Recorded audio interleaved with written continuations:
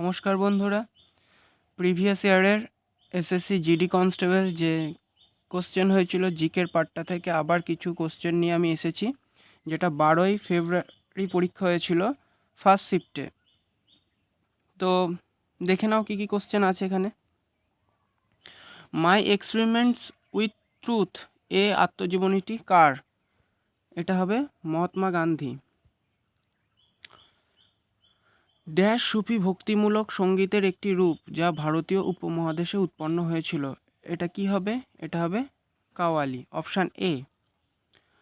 ভারতীয় সংবিধানে নাগরিকত্ব সম্পর্কিত বিভাগটি কোন দেশের সংবিধান থেকে নেওয়া হয়েছে? এটা হবে অপশান ডি, ইউকে থেকে। লাক্ষাদ্বীপ দ্বীপপুঞ্জটি কোথায় অবস্থিত? এটা হবে অপশান ডি, আরব মহাসাগর।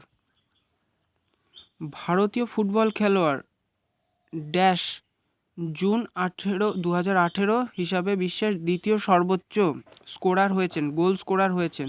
এটা হবে সুনীল ছেত্রী, আমাদের ভারতীয় ফুটবল টিমের ক্যাপ্টেন।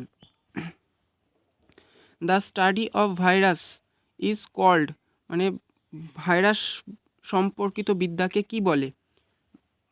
ভাইরাস বিদ্যা বা ভাইরোলজি বলে। গান্ধী আরউইন চুক্তি ভারতের নিম্নলিখিত কোন আন্দোলনের সঙ্গে যুক্ত?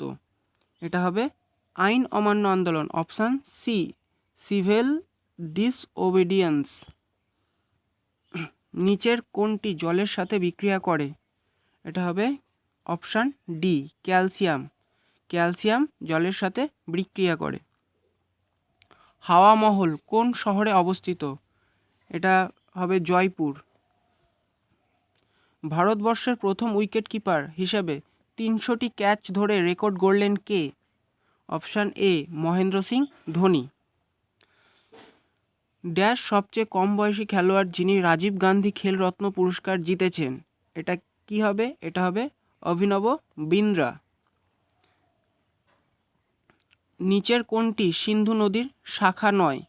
এটি হবে, এখানে রাভি, ঝিলাম, চেনাব তিনটেই গঙ্গা সিন্ধু নদীর শাখা, কিন্তু গঙ্গা সিন্ধু নদীর শাখা নয়। নিম্নলিখিতগুলির মধ্যে কে ফরাসি বিপ্লবের আদর্শ দ্বারা অনুপ্রাণিত হয়েছিল? এটা হবে অপশান এ, টিপু সুলতান।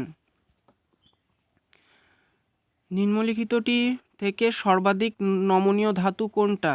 এটা হবে অপশান ডি, সোনা। অর্থনীতিবিদ ড্যাশ 1998 সালে নোবেল পুরস্কার পেয়েছিলেন। এটা হবে অমর্ত্য সেন। Option C. তো বন্ধুরা, আজকে এই পর্যন্তই। এর পরবর্তী ভিডিও আবার নিয়ে আসবো কোনো একটা ডেটের কোনো একটা শিফট নিয়ে।